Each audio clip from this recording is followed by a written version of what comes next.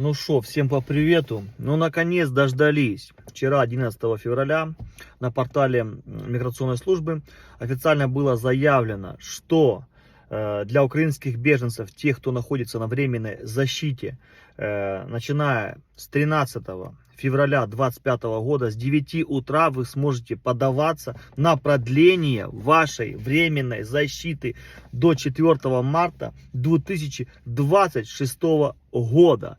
Да, кипиш начался утром еще 11 или даже не утром, часов в 11 информация первая поступила о том, что на портале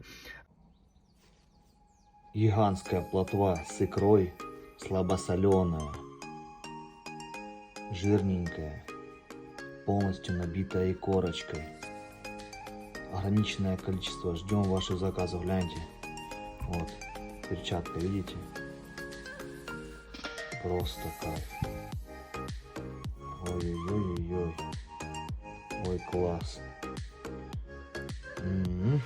Ждем ваших заказов. Опубликовали объявление. Ну, наши люди, они были бы не нашими людьми, если бы все разом, сразу не нагрузили этот портал, службу поддержки. Ирландцы просто схватились за голову, за свою макитру.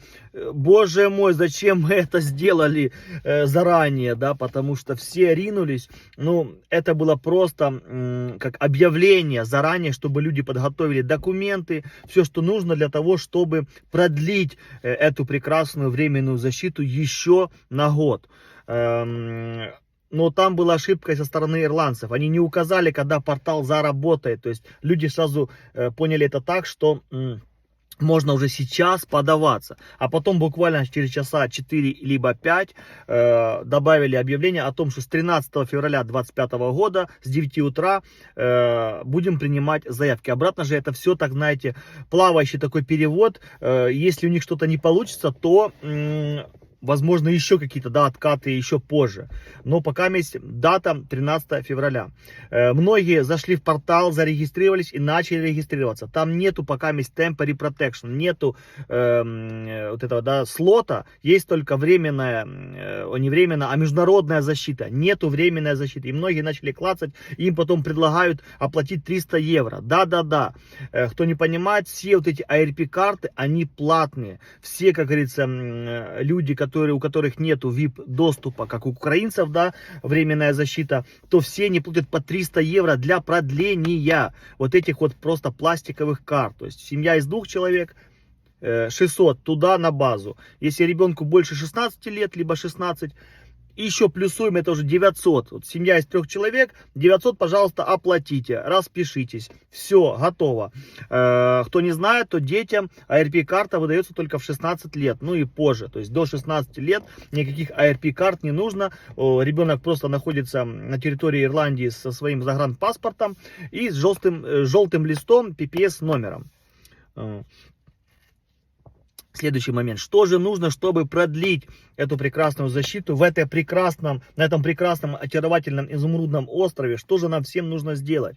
Нужно будет зайти на портал иммиграционной службы. Ссылочку я оставлю в описании, кстати, чтобы никто не запутался, не перепутал ничего, зашел, перешел и сделал все верно. Когда я это сам сделаю, то я тоже запишу, что нужно нажимать, что нужно делать прям с сайта. Буду записывать видео, чтобы вы потом увидели, как это все происходит, то есть изнутри. Не просто на словах, а именно в видеоформате. Захват экрана сделаю на компьютере, чтобы вам все было понятно, потому что многие люди есть немножко преклонного возраста, да, многие чего-то не понимают, а так, когда ты ему показываешь уже, человек будет знать, куда там тыкать, куда мыкать. Какие документы вам нужны? Это подтверждение вашей личности. То есть загранпаспорт, для ребенка это свидетельство о рождении и так далее. То есть ваши официальные документы, то есть украинские. Следующий момент, это ваш желтый лист. То есть если вы его потеряли, то, конечно, это очень плохо. И последний момент, это подтверждение вашего проживания в Ирландии. Вот что самое интересное, это проживание в Ирландии. Это сразу же говорится, как там объявления в группах, Telegram, Facebook, там уже эти влогеры в кавычках, там всем продлят, всем, как всем продлят. Если человек сейчас находится где-то в другой стране, и не закрыл защиту, и у него желтый листик есть. Но подтверждение проживания за 3 месяца в Ирландии у него есть? Ну, конечно же, нету. И вот таких вот персонажей, таких вот ребятишек, которые хотят, да, и рыбку съесть, и на кое-что на стуле сесть, не получится уже, все. Зиберт алюлю, все уже. Первый эшелон тех, кто хочет слишком хитрожопый, они отсекаются. Сразу так, хух, ушли маленькие. То есть теперь те люди, которые сейчас находятся в Украине, в Германии, в Италии, не позакрывали каким-то образом, пропетляли, да, не закрыли вот эти вот временную защиту, на всякий случай, на всякий пожарный, на потом, а буду получать там и сям, и туда-сюда, то есть, ну, короче, мутки, крутки и так далее. Все. То есть ребята не смогут, они смогут предоставить свой паспорт, желтый лист, но они не смогут предоставить документ, который показывает то, что они проживают в данный момент в Ирландии. Все. Если нету этого подтверждения, значит человек что? Значит он сейчас находится в другой стране, а другая страна что? Значит она безопасна. Если в Украине, ну значит находится в тех областях, где безопасно. Вообще в Украине нигде не безопасно, но априори, видите, люди играются. Приезжают, год в Ирландии посидел, на полгода уехал в Украину. Вернулся, как на заработки. Приехал, полгода отработал, полгода в Украине. И вот так вот туда-сюда, вот так вот, галопом по Европе называется. То есть Евротур. Кто смотрел комедию Евротур, обязательно посмотрите. Очень классный старый фильм, но моего детства вообще умора полная. Вот так вот уже первые шаги к тому делаются, чтобы тех людей, которые сейчас не находятся физически в Ирландии, отсеять.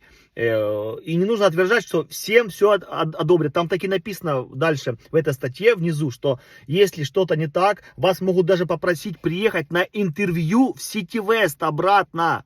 Алло.